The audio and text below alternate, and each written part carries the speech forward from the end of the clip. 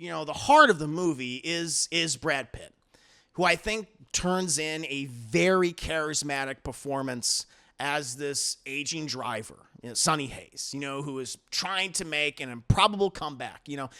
Pitt manages to balance this swagger and vulnerability in a way that keeps his character very compelling throughout the entire film, even when the script doesn't give him much depth, right? Let's go ahead and move on to my review for F1, the movie. I prefer to just call it F1. I don't like calling something the movie. It just kind of sounds awkward, in my opinion. But I'll admit, when I first started seeing the trailers for F1, I wasn't really too excited about it. For one, I'm just not really into Formula One racing. I know of it. I just don't really watch it consistently. I'm not a big sports guy. Nothing was grabbed me about the trailers. But that's not to say that I dislike movies about sports or TV shows about sports. There's plenty that I do. Some fantastic films about sports. Everything from, Rocky, which is absolutely, fantastic, obviously. One of the greatest, films of all time. One of the greatest sports dramas of all time. Other, great movies. Warrior was fantastic from a couple of years ago. There's certainly wonderful films and TV shows about sports. And the movie is also directed by Joseph Kosinski. He's, who's coming off of Top Gun Maverick, which, I was just talking about before, which is one of my absolute favorite films of the 2020 so far, of the decade so far.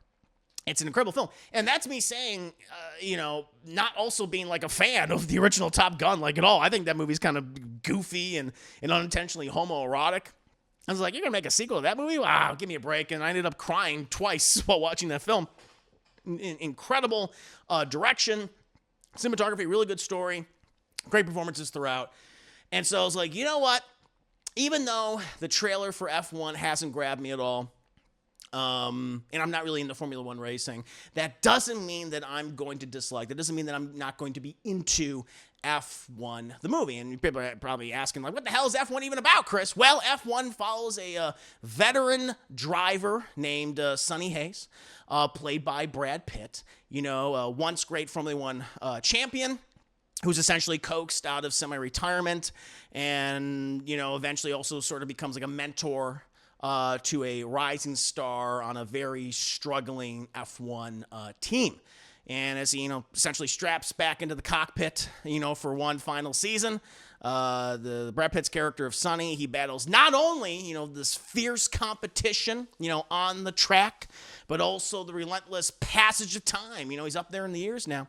And also the scars of past crashes and countless bad decisions. So, right at the top, Joseph Kosinski and his cinematographer in this movie, Claudio Miranda, got to give a big shout out to him. They have crafted a real visceral experience, capturing the speed, the stakes and the danger of the sport of Formula One racing with just how they shoot this movie. Do you have these grand sweeping aerial shots of all these tracks, I assume iconic tracks from around the world that are very recognizable to Formula One fans. I'm sure they got a kick out of that. You have a lot of helmet cam POVs that put you right into the driver's seat, and just you constantly hear just the thunderous roar of engines and all the mechanical parts of these cars. It just makes it the movie overall like this huge technical triumph, right? Excellent sound design, excellent sound mixing, no question about that. And at the center of it, the heart of the movie is Brad Pitt, who I think turns in a very charismatic performance as this aging driver, Sonny Hayes, who is trying to make an improbable comeback. Pitt manages to balance this swagger and vulnerability in a way that keeps his character very compelling throughout the entire film, even when the script doesn't give him much depth, right? Watching him just, make his way around the track or interact with the huge cast of characters, or if the press in this movie, which gets some really tense scenes, or even when he's just kind of climbing into the cockpit, there's never any doubt, he brings this almost classic, almost an all-American charm to his performance. It's reminiscent to something like a Robert Redford or a Paul Newman. He kind of starting to actually like look like the two of them combined now, honestly. However, unfortunately, when the film isn't really focusing on Pitt, it's or just the racing in general, which does look cool. The story just becomes rather uninteresting, rather dull, and sometimes even disappointingly generic. You have just a very by the numbers redemption arc that just heavily relies on a lot of cliches. But other than that, in terms of the other characters, you kind of have the generic hotshot, young teammate. You got the old crew chief, supportive but very worried love interest. Anytime we're really focusing on these other stories, I just kind of found myself wanting to get back to Sonny. He's just the character with the most narrative drive, and that's not a pun. It's not a goddamn pun. Of course, you have that damn son, Chad Dameson Idris, who plays that hotshot up-and-comer, Joshua Pierce. And I just found his character very unlikable throughout the movie. I mean, he initially is supposed to be unlikable because he's just this hotshot, but again, because the material written for him is just so incredibly thin, I just never really cared about him or his story or his relationship with all these other characters. I just was really turned off by his performance. Carrie Condon, again, very, plays this, essentially scientist expert that is on this Formula One team that Brad Pitt's on. And I guess she's the technical person involved. I don't know her specific title, but nothing's necessarily bad about her performance, but she's kind of the support, the emotional support, sometimes the physical support, for Brad Pitt's character. And, she's going through the motions and she's completely fine, I feel like. Honestly, of the supporting characters, she's probably the best. And then you have Javier Bardem, who is just wearing fancy clothes, and he gets exasperated. That's it. That's all he essentially does in the movie, and that's kind of the extent of all the other supporting characters. None of these side characters get enough shading to truly stand out, in my eyes. And the supporting cast, I think, just really struggles with how thinly drawn these roles are. They just don't. They just don't leave an impression. They leave very little impression. They left little impression on me. As a result, I just feel like the emotional stakes that should feel thrilling, they just often come across as really flat. Even when they sometimes attempt to create controversy around with these other characters. They're like, all right, well, this new thing, like Carrie Condon's character she has something going on with her. I'm like, I don't really care. Dameson Idris, we learn more about his past. I'm like, he's a fucking asshole. I don't really care. Javier Bardem, he chose to wear a different suit today. Okay. The screenplay's dialogue doesn't really help either. Often, again, falling back on the prototypical motivational speeches or the mechanical exposition about tires or lap strategies, right? And again, this might really thrill die-hard F1 fans or racing fans in general that get really into the jargon of this. Like, they fucking nailed it. I'm sure that's the case. But it just kind of rarely cuts deeper into the, in my opinion, would have been a little bit more interesting, like the possible psychology or obsession that drives these racers to essentially risk everything outside of Brad Pitt as Sonny, who I feel like makes the most of what he has, which, to be fair, is very little. He is really relying on his charisma throughout this entire film. And, F1 it has a lot to offer on the technical side. And again, a lot to offer racing fans. I'm sure they got a lot of enjoyment of this, but of course it serves as just a reminder of Brad Pitt's effortless screen presence. He just feels so comfortable, like, with himself, doing a role like this. And also, I suppose a straightforward narrative might be a palate cleanser for some people who maybe didn't love, for example, the complicated themes of better films released this year, like a Sinners, for instance, right? But to me, really doesn't do anything to really stand out. I'm honestly kind of perplexed that some people are saying, like, this is the best film of the year. I just don't see it. But, you know, to each their own at the end of the day. I can see for Formula One fans, if they're really, like, again, if you're a fan, I'm sure you're going to get a lot out of this, since they're mentioning a lot of Formula One stuff and jargon and places and people, I assume, and kind of the politics of it, the culture around it, sure. But as someone who is just not as, knows very little about it, it goes over my head. I'm getting a little lost. And so I'm like, well, I'm not really into that. So I'm kind of more invested than, or try to be more invested in the story. And the story's just not really there. So Brad Pitt, I think, is great. You get some fun stuff with the racing, no doubt about that, some technical things. But overall, I think it's fine.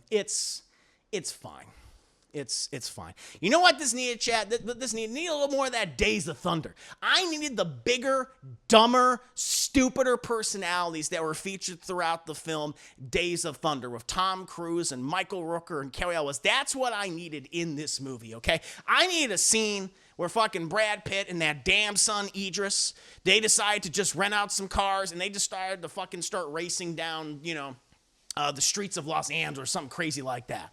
I need a scene like that. I need a subplot where, we really learn how fucked up Damson Idris's, family situation is. Kind of like Michael Rooker. That's what I need. And this movie just does not fucking have it. And, I think it's fine. It's fine at best, mediocre at worst. It's serviceable. It's a serviceable summer blockbuster. But that's just my thoughts on F1 : the movie. What about you guys? Did you? A lot of people are loving this movie, so I assume a lot of you guys really loved it. Or were you more like me, where you're like, well, it's fine. I don't really understand what the big deal is. Or did you just downright hate it? Like, I don't give a shit about Formula One racing. I don't like Brad Pitt in this movie, which I would disagree with you there. I like Brad Pitt in the film. But let me know. 5 minutes later. Let's see here. Don Tarlin, thanks so much for just coming. 71 months of incredible support. Hope you're doing well. Cowboy Bebop, the movie. I do like that one. That one's pretty good. I do like that one. Transformers, the movie. Let's see here. F1's not a sport. It's driving going left. Traffic's more fun. Damn. Look at that from Clown Freaks. Superman, the movie. Ace Rock, Nifty, I want to see this in theaters. I don't care if it's formula or cliche. I want to see cars on it. Well, you're going to get that. You're going to get that because that's the movie. That's exactly the movie. That's true. That's true. You don't like referring to 78 Supes as Superman the movie? No, I don't. I prefer to just call it Superman. Superman 70. I call it Superman 78, Superman 1978. That's what I refer to it now. Let's see here. The plot and the characters, this is from Space Cowboy. The plot and the characters are certainly formulaic, but the real star of the film are the racing scenes and cars and how they are filmed. That's what makes the movie a lot of fun to watch. I'm not an F1 fan or a racing fan overall, but everything about how they go into how F1 works makes it interesting. In my opinion, it might be my personal pick for the best blockbuster of the summer so far. Wow. Fair enough. Trailblazer says, as a Formula One fan, I'm pretty knowledgeable about what the overall community of the sport thinks of the film. I'm very curious then. It's very mixed. Really? Okay. Interesting. Most true fans are like this is basically made on Netflix Drive to Survive.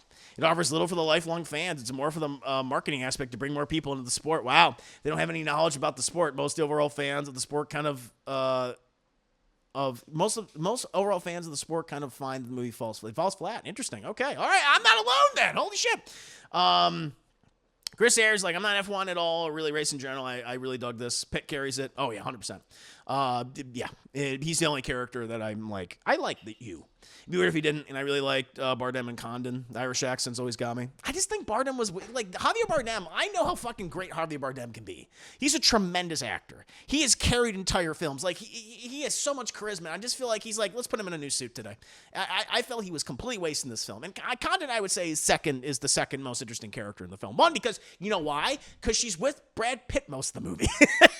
That's probably why. It probably helps. Yeah, and she has a thick Irish accent. Oh, yeah, very, very Irish. Judging wind velocity. This is my first time seeing Damson Idris in everything. It's a good first impression. I know he's in a TV show everyone really loves. I think it's like a crime show. I don't know what it's called. But people say he's really good in that. But here I just kind of, I don't know. I really didn't like his character at all. stereotypical stuff. I think it's so well done that I don't mind. It's like the cheeseburger from the menu. It's not trying to reinvent the wheel or deconstruct anything. It's just really fucking good. I think it's okay. Biggest complaint from most of the Formula 1 community is scale. The cars aren't exactly the right scale because they're used what's called a Formula 2 car. Oh. Yeah, the racings are incredible. This is probably my favorite movie about racing since Rush. Oh, I think Rush is much better. And in terms of movies about cars, I guess, and racing plays a role to a degree in like Ford versus Ferrari. I think the thing about Rush that I liked is that it had a really great story to tell. It had really great characters, It had a great cast. Like I was invested both in Chris Hemsworth and Daniel Bruhl and their respective, people that were involved with them and their lives. That worked a lot better for me. And in the end, not knowing anything about racing. So now the thing most people like about the film in the community are the spectacle and the aspect of how they capture all the filming and the act. Yeah, I mean it's very well done on a technical level. It's like this is very impressive. It's very impressive. No question about that. A lot of great racing scenes. Also, the last thing I'll say, it's way too long. This movie is way too long. This movie is 2 hours and 35 minutes. It does not need to be 2 hours and 35 minutes. Way too long. That also kind of took me out. It's like, let's wrap this up. So I think it's a commercial. Sometimes filmmakers do something really interesting with it, but it's still, I guess that's kind of what it is. Yeah. Russia actually happened. That also helps too. It's also based on a really interesting story. Yeah. Wow, Phil Sherman, nah, I felt the length. I really felt the length of the movie where I'm like, all right, let's go. Come on. Yeah. You didn't feel the runtime either, Space Cowboy?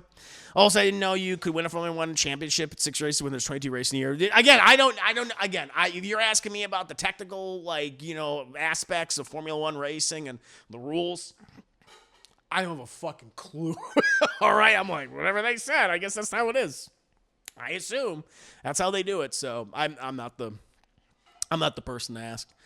I'm only going by what the movie's telling me. But yeah, I think it's okay. It's fine.